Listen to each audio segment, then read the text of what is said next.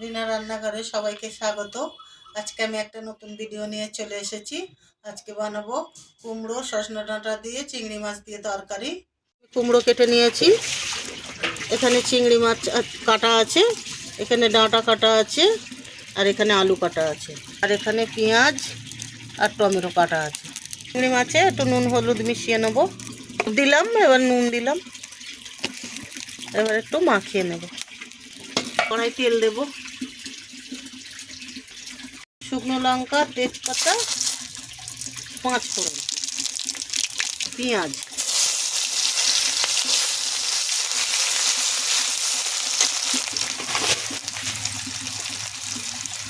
চিংড়ি মাছ একসঙ্গে ভাজবো।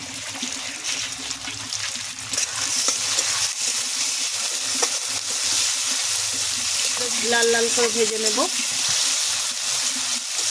এখানে ভালো করে ভেজে নিয়েছি পেঁয়াজ আর চিংড়ি মাছ। এবারে সবজি দেব, কুমড়ো, ডাঁটা আর আলু, এগুলো একসঙ্গে ভেজে নেব।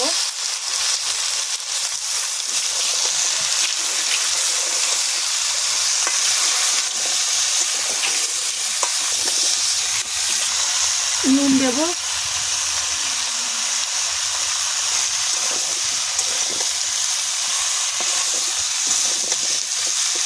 এবার একটু চাপা দেব।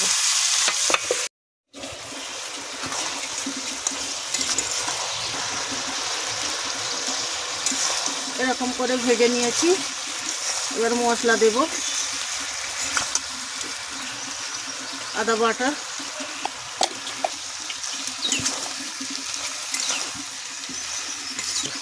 হলুদ গুঁড়ো, ধনে গুঁড়ো,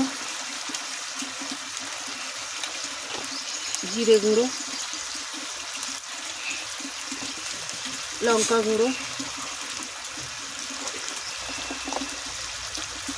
একটু কাশ্মীরি রেড চিলি পাউডার দেবো। এবার ভালো করে কষে নেব। টমেটোটা দিয়ে দেবো, একটু চাপা দিয়ে ভালো করে কষে নেব।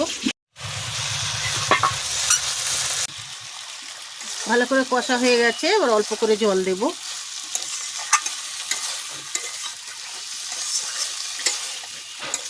এরকম করে কষেছি, এবার জল দেব।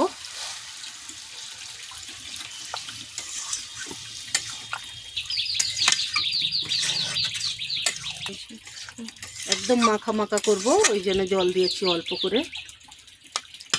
আর একটু চাপা দেব, চিনি দেব,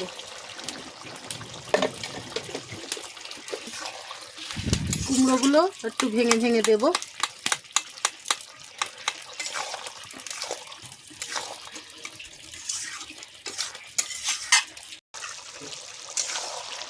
কুমড়ো আলু চিংড়ি মাছ দিয়ে সজনে ডাঁটা দিয়ে তরকারি হয়ে গেছে, এবার নামিয়ে নেব। কুমড়ো আলু সজনে ডাঁটা চিংড়ি মাছ দিয়ে তরকারি রেডি হয়ে গেছে। যদি ভালো লেগে থাকে লাইক কমেন্ট শেয়ার করে দেবেন। নতুন নতুন ভিডিও পাওয়ার জন্যে চ্যানেলটাকে সাবস্ক্রাইব করে দেবেন।